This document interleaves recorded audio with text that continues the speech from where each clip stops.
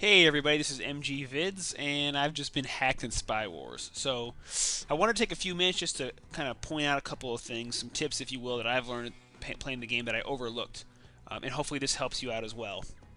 So you can see I lost 1,800 bucks, another 490 intelligence. Was hacked by the Cheese Factory and Lucky, and I can get revenge. But you'll see if I do, it'll take me out of lockdown mode. And lockdown mode, you see by that basically little lock on the right for another hour and 59 minutes means nobody can um, hack me or try to infiltrate my base. So the first thing after I collect these, you see these little icons here, the traps. So I had 3 traps that were set up in my base. You can see I have 1 of 3 remaining on the left hand side. These icons, and I didn't notice here until earlier today when I was playing it, but basically you want to click on them because you need to claim back the traps that were disarmed. Okay? So every time after you're hacked, you need to reset traps. So I only have 1 trap now. And this is something I didn't realize at first. I just figured, like, okay, they hacked. It gets reset after my base, after the alert goes away. It doesn't. And this is why sometimes you'll be in someone like, level 3, level 4, level 5, hacking them or infiltrating their base, and you don't run into any traps. And part of it is I think people just don't realize you have to reset these. So go back to the store, throw out some of this expensive stuff. I do like these cheap explosives. I've been using those. Buy one of those, and I'll drop one on my safe to kind of help stem the theft of cash. The other thing I wanted to point out, I've been taking the time to upgrade not only the level but what's called the quality of both my safe and that server, one of my servers. When you do that, not only does it improve the stats of that safer server, but it also allows me to put more than 1 trap. So you can see now that I've raised it to a 2-star quality, I can put 2 traps on this safe if I want to. At 3 stars, I can add 3 traps. So you can add additional protections to each trap.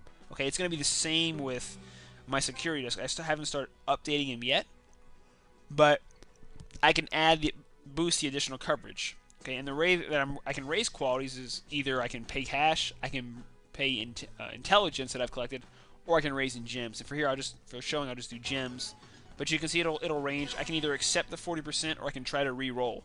Okay, because the range on gems is 15 to 50% in this case, and I'll go ahead and claim that for now because that's an area that I want to upgrade. Because the other tip that I'd give you, and what I've been doing now, is changing my layout. So I wanted to move. See my security center, he can cover 4 directions. So I've got him right now covering not only a Mirage, but 2 safes and a server. Okay, so if I've seen some folks, they have their security desks as I'm right in a corner.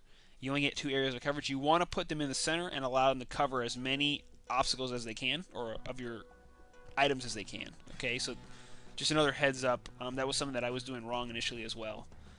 And then the last piece, hey, keep in mind, this is something that I was thinking through. When you're leveling up, I want to say only your command center is the one that basically utilizes cash. Everything else that you're leveling is all intelligence. So you see servers, safe, security desk. Okay, security desk is actually cash. So that's good. I didn't know that. But I want to say even training is going to be intelligence. And even when you're leveling your agents, okay, they're intelligence as well. Now, I did take the time. Not only did I purchase the brawler from last time, if you remember we were talking about that, but I've also taken the time to upgrade both my hacker. I upgraded all 3 of them to level 3, all 3 of my agents. But you see the hacker and the brawler, they're both increased to 3 energy points. When you initially get them, they only have 2. So that gives me those 2 extra actions now when I'm going through somebody's base. And so you can see right now I've got 354 agent points. I keep losing 30, but I'm up to about 4,700 right now. So we're slowly making the climb. The goal here is hopefully we'll crack 1,000. But I wanted to give you, you see they call, so I'm trying to get to up-and-comer, I guess. But you get these bonuses with each one you achieve. Spy God, that might be a while, but we're making our way there.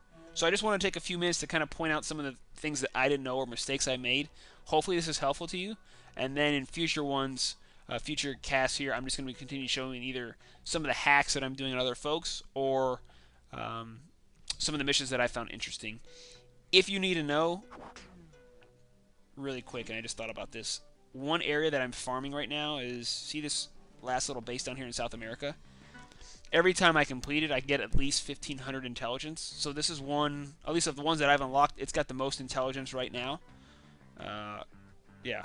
So that's one that I'm basically going to over and over again to just, if I'm not hacking somebody, another opponent, I'm going to this location, this mission, and doing it over and over again to farm intelligence to help boost a lot of my upgrades. So hope this is helpful. This is MGVIDZ with some gameplay tips on Spy Wars. I hope you're enjoying it as much as I am.